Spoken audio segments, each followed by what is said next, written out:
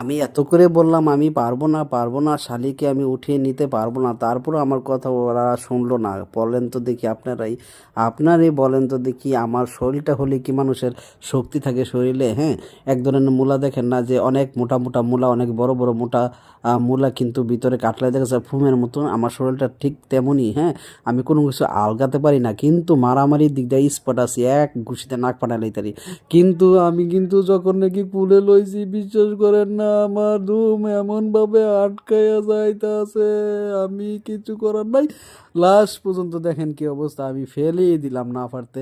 আমার কিন্তু কিছু করার নাই, যেহেতু আমি চাইছি না, আমাকে জুড়ে জুড়ে কোলে নেওয়া হয়েছে।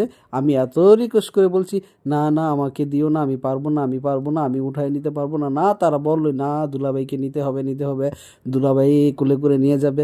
আমি দুলাভাই হলে কি দুলাভাইয়ের শক্তি থাকে? আপনারাই বলেন তো দেখি, দুলাভাই হলে কি দুলাভাইয়ের শক্তি থাকে?